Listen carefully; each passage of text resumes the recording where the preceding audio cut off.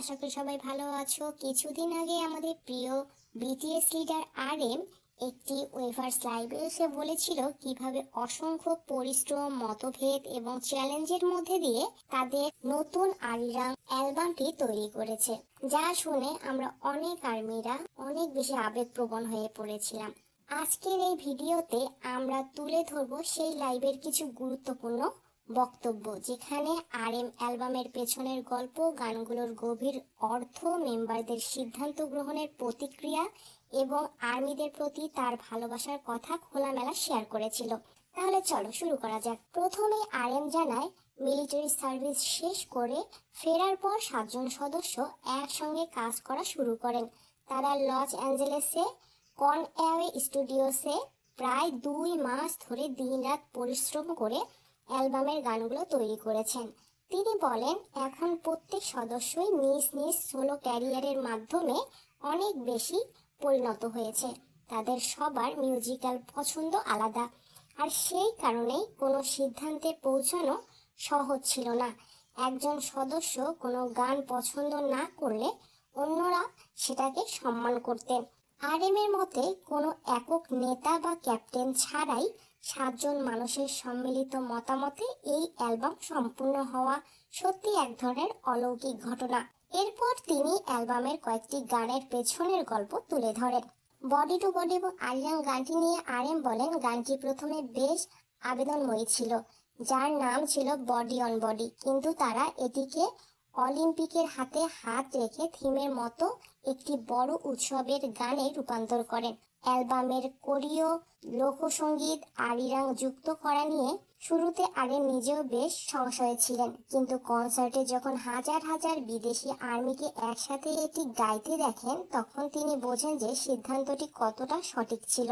হলিগান গানটি জেহব এবং জাংকুকের রুমে তৈরি করা হয়েছিল এবং এটি অ্যালবামের একটি অন্যতম প্রধান মানদণ্ড হয়ে দাঁড়ায়। অন্যদিকে এলিয়েন গানটি আদি নাম ছিল অ্যাঞ্জেলস, কিন্তু নিজেদের কোরিয়ান অরিজিন বা শিকড়কে তুলে ধরতে এবং কিছুটা কৌতুকপূর্ণ করতে এর নাম বদলে এলিয়েন রাখা হয়। ফায়ার, আরএম জানায় তিনি এমন একটি গান চেয়েছিলেন যেখানে কনসার্টের সময় সবাই মাথা খাটিয়ে না ভেবে স্রেফ পাগলের মতো লাফিয়ে আনন্দ করতে পারে। 2.0, এই গানটির পারফরমেন্স ও কোরিওগ্রাফি ছিল খুবই কঠিন।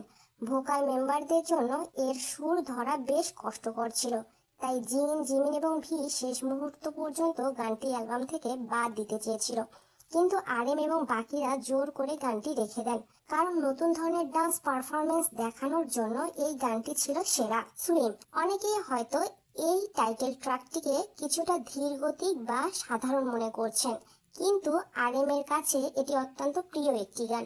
তিনি বলেন, জীবনটা সাঁতার কাটার মতোই, প্রতিটা নিঃশ্বাসের সাথে প্রতিদিন সামনে এগিয়ে যাওয়া।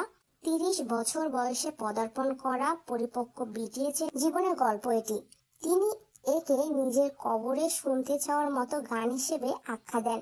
Mary go round and normal, merry go round গানটি আইডল জীবনের একঘেয়েমি ও ক্লান্তি নিয়ে লেখা, যা বাইরে থেকে দেখতে রঙিন হলেও আসলে এটি চক্রের মতো। আর নর্মাল গানটিতে পপ তারকা হিসেবে তাদের জীবনে মানসিক টানাপোড়েন, ট্রোল ও অতিরিক্ত ডোপামিন প্রভাবের গল্প বলা হয়েছে, যা বাইরে থেকে আশাবাদী শোনালেও আসলে খুবই বিষাদময়।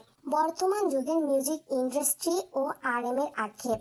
আরএম বেশ কিছুটা দুঃখ প্রকাশ করে বলেন যে বর্তমান যুগের মানুষ আর গানের কথার গভীরতা শুনতে বা বুঝতে চায় না। সবাই এখন রিলস বা শর্ট ফর্ম কন্টেন্টের অ্যালগোরিদমে অভ্যস্ত হয়ে গেছে। মানুষ এখন গভীর কোনো চিন্তা করতে চায় না, শুধু তাৎক্ষণিক বিনোদন খোঁজে। তবে তিনি আশাবাদী যে বিটিএস সব সময় তাদের এই রোমান্টিজম ও গল্প বলার ঐতিহ্য ধরে রাখবে। লাইভের শেষের দিকে তিনি বলেন যে আজকের যুগে কনসার্ট বা লাইভ পারফরমেন্স একটি অত্যন্ত লাক্সারি বা মহামূল্যবান অভিজ্ঞতা হয়ে দাঁড়িয়েছে, কারণ ফোন স্ক্রিনের বাইরে গিয়ে কয়েক হাজার মানুষ যখন একে অপরের চোখের দিকে তাকিয়ে একই গান গায় এবং লাফায়, সেই মুহূর্তটির শক্তি ভাষায় প্রকাশ করার মতো নয়।